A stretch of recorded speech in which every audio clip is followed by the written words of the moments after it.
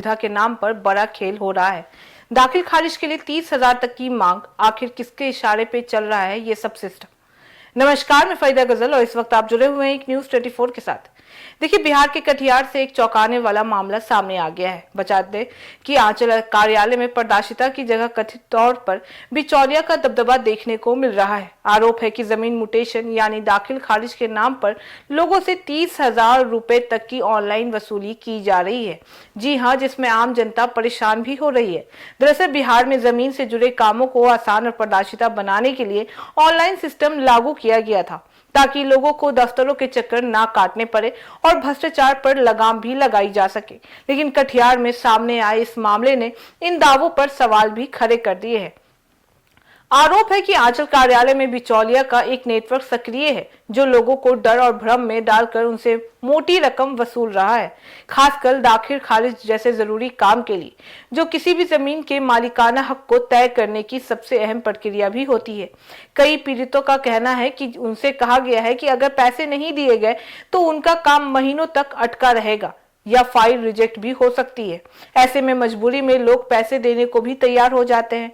सबसे गंभीर बात यह है कि यह वसूली ऑनलाइन प्रक्रिया के नाम पर भी की जा रही है, जिससे यह भी खतरनाक हो जाता है, क्योंकि लोग समझ नहीं पाते हैं कि असली प्रक्रिया क्या है और गलत क्या है, सही क्या है। इसमें ना सिर्फ आम लोगों को आर्थिक नुकसान हो रहा है, बल्कि सिस्टम पर उनका भरोसा भी कमजोर हो रहा है। सवाल यह भी उठ रहा है कि जब सरकार ने हाल ही में रजिस्ट्री और जमीन से जुड़े कामों में पारदर्शिता लाने के लिए सख्त SOP लागू की है, तो फिर ऐसे मामले कैसे सामने आ सकते हैं? क्या यह सिर्फ कुछ कर्मचारियों और बिचौलिया का खेल है या सिस्टम की गहरी कमजोरी का संकेत है? प्रशासन की ओर से अभी तक इस मामले पर आधिकारिक प्रतिक्रिया स्पष्ट नहीं हुई है, लेकिन अगर ये आरोप सही साबित होते हैं तो यह सिर्फ भ्रष्टाचार का मामला नहीं, बल्कि पूरे डिजिटल गवर्नेंस मॉडल पर सवाल भी खड़ा करेगा, क्योंकि जिस सिस्टम को लोगों की सुविधा के लिए बनाया गया था, वही अब परेशानी का कारण बनता दिखाई दे रहा है।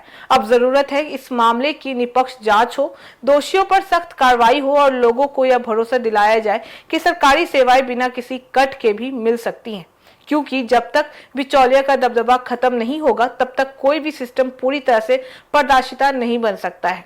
डिजिटल बिहार या डिजिटल दलाली, कटिहार की यह तस्वीर एक बड़ा सवाल खड़ा करती है। अब देखना होगा कि क्या कार्रवाई होगी या ये खेल ऐसे ही चलता रहेगा, क्योंकि जब सिस्टम ही शक के घेरे में आ जाए तो भरोसा कैसे बच पाएगा। तो फिलहाल इस खबर में बस इतना ही। बाकी इस मामले पे आपकी क्या राय है, आप हमें कमेंट करके जरूर बताएं। ऐसी तमाम खबरों के लिए देखते रहिए न्यूज़ 24, हर खबर सबसे पहले सबसे सटीक। वीडियो को लाइक करें, शेयर करें, चैनल को सब्सक्राइब करना ना भूलें। धन्यवाद।